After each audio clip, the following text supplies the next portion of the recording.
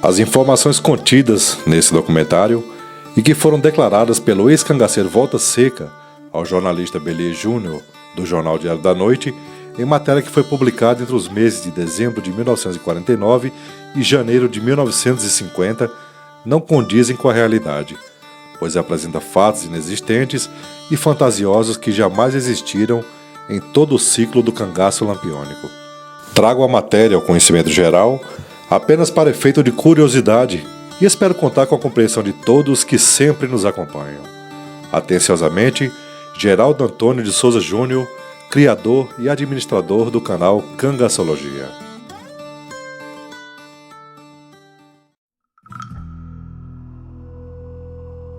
Como se forja um cangaceiro, capítulo 13. Luta entre dois gigantes.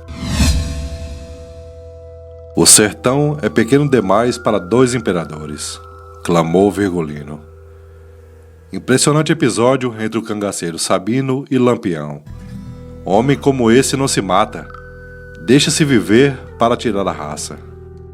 Aos poucos, a nossa reportagem conseguiu ganhar a confiança de Volta Seca, obtendo do ex-membro do bando do capitão Virgulino dados inéditos e interessantes por ele testemunhados na sua vida de cangaceiro. Embora trouxesse um rifle e um longo punhal com seu físico franzino e muito juvenil. Continuamos martelando a mesma tecla. Volta Seca foi preso aos 13 anos de idade, julgado por um tribunal constituído às pressas em Queimadas, local onde foram massacrados 7 soldados do destacamento. Dali em diante, Menino ainda foi cambiado para diversas prisões do estado, quando na sua condição de menor, o seu destino seria o reformatório, que trabalha eficiente e socialmente pela readaptação. Mas nada disso aconteceu. O menino Volta Seca foi considerado delinquente comum, atentado direto e imperdoável à legislação penal e um libelo terrível aos magistrados que permitiram tamanho agravo. Esperamos, pois, continuarmos martelando esse ponto, que a justiça baiana reconsidere a sua ilegal atitude e desfaça tão lamentável erro judiciário. Voltamos novamente a entregar a palavra a Volta Seca. Eu prometi falar ao senhor sobre o original duelo travado pelo meu antigo chefe, que Deus o tenha na santa glória, caso seja possível o perdão dos seus pecados. Lampião foi um homem muito mau, mas diante da generosidade divina, todos os nossos erros devem ser escurecidos. Antes de entrar no caso que ele teve com outro cangaceiro, de nome Sabino Gomes, eu preciso dizer qualquer coisa a respeito do capitão. O primeiro passo de Virgulino no cangaço. Virgulino fez-se bandido indiretamente por questão de terras. O mais forte é quem sempre leva vantagem. Lei primitiva: peixe grande, com fome ou sem fome, come peixe pequeno. Lei do trabuco e do bacamarte. Coronel no sertão, quando dá um espirro com raiva, estica as divisas das suas terras, e o pequeno é quem recebe as suas consequências. Esse negócio do Brasil ter muita terra e pouca gente é conversa fiada. A minoria constituída de coronéis continua fazendo as maiores iniquidades com o braço e o suor sertanejo. Foi o que fizeram com o pai de Lampião. Ele era dono de um pequeno sítio e seu vizinho era um poderoso fazendeiro. Do alto de uma colina, ele levou não sei quantos anos a namorar uma pequena nesga de terra, onde nasceu o homem que um dia encheu de terror as caatingas nordestinas. Esse senhor encheu a palma da mão de moedas e quis anexar o sítio do pai de Lampião às suas terras tão vastas e paralela à sua ambição. O velho não quis vender.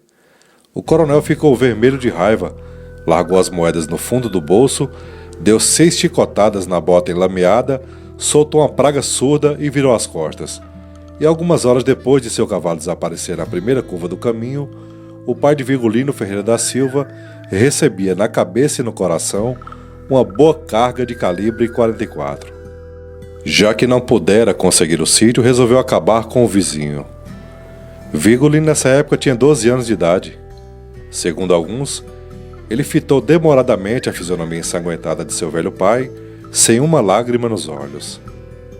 É terrível, meu amigo, quando as lágrimas da revolta não encontrando saída pelos olhos, recolhem-se ao coração.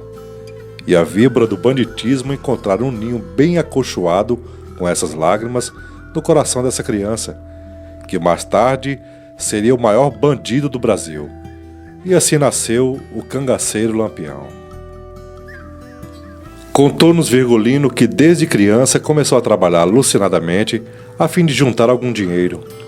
E quando as suas economias alcançaram a quantia de um rifle, ele passara a si mesmo o seu diploma de cangaceiro. A sua sede de vingança era tamanha que até mesmo os bandidos mais experimentados impôs respeito e temor. Era o primeiro degrau para a chefia.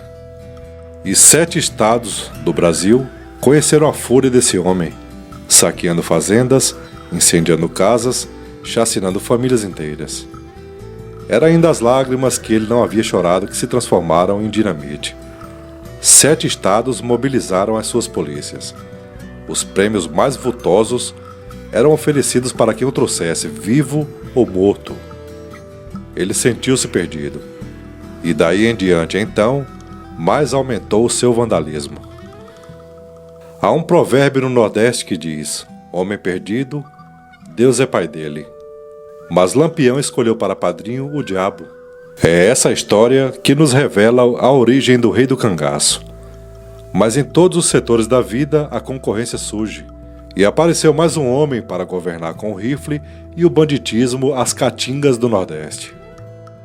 Sabino Gomes, o Terrível. Era esse o nome de um dos cangaceiros mais famosos do sertão de alguns estados. Era um caboclo forte e destemido, cruel como o veneno de urutu. Agia Sabino Gomes nas proximidades onde Lampião dominava com seu bando. 2 imperadores disputando o mesmo trono do sertão. Nós sabíamos que o encontro entre os 2 gigantes, um apenas ficaria vivo. E durante muito tempo vivemos nessa apreensiva expectativa. Quem mandaria no sertão? Sabino Gomes ou Capitão Virgulino Ferreira da Silva? E um dia, eu mesmo trouxe a notícia que daria o desfecho de um dos casos mais emocionantes por mim assistido. A menos de 1 légua de distância se encontravam os 2 gigantes da Caatinga. Quando eu dei a notícia no acampamento, em menos de 1 segundo todos os homens do bando já tinham os fuzis na mão. Corisco, rápido como uma centelha, caracolava no seu fogoso animal. Lampião deu um berro. O negócio é comigo. Matarei o primeiro de vocês que tocar num fio de cabelo de Sabino Gomes.